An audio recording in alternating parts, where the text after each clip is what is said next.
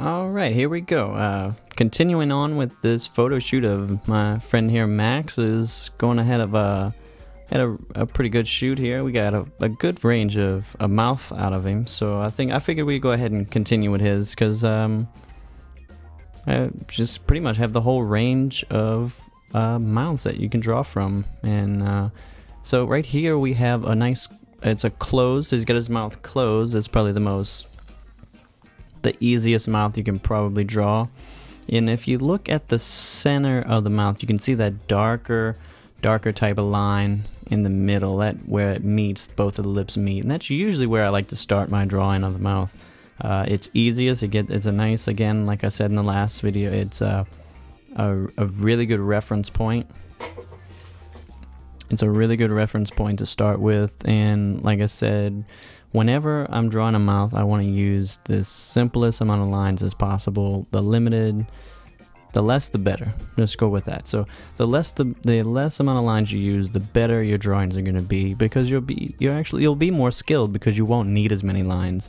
Now that's not to say, like when I'm showing you, that sketching them out and correcting as you go is not a good way as well, but the only way to get to using less lines is to learn how to do it, and that's kind of the sketching part, doing it as well. So the more you sketch, the more you do it, the better you'll get, and the less lines you'll learn how to use them when you draw. So let's go ahead and get started with this one. And again, I'm going to start with that center line, and it's going to start over here.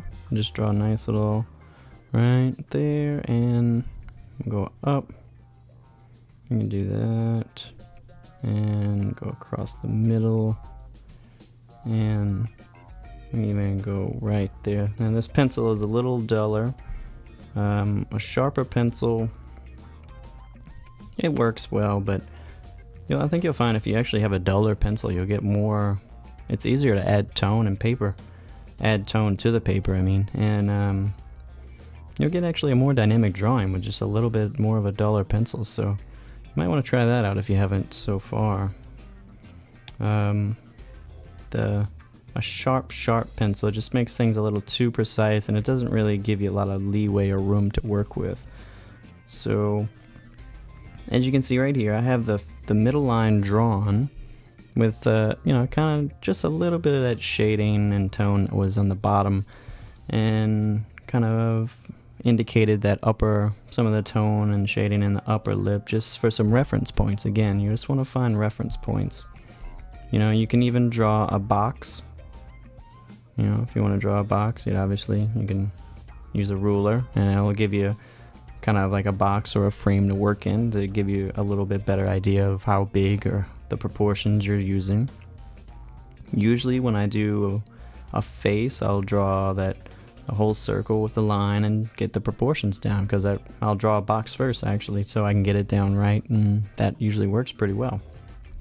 But moving on here, we have the center line already done, and then what I'm going to do is I'll start with that top, and if you look at it, there's really, what I'm drawing is the tone when it comes down to it. I'm not drawing anything more than it's kind of a hard line. You don't even need them to connect. You can see there's no hard line on his face. There's no straight black line. That doesn't exist in anything, really. So you can't really, it definitely doesn't exist on a face. So whenever you draw the lines, you kind of just want to make them soft or smooth, and you'll get a lot better result if you do, instead of trying to draw with a super sharp pencil and draw every single piece of the line on, or anything on the face that you see. So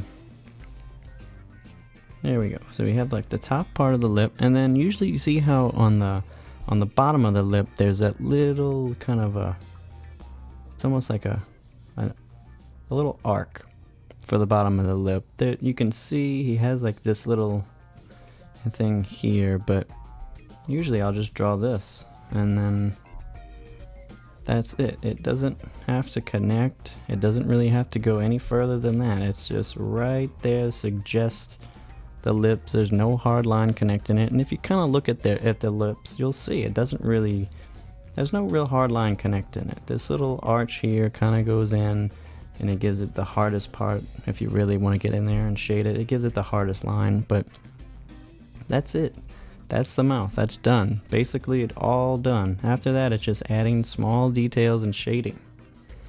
And to add the shading and details, again, you're going to shade it just like anything else. As a cylinder or a sphere or anything round. You're just going to go shade with the contour that you would see.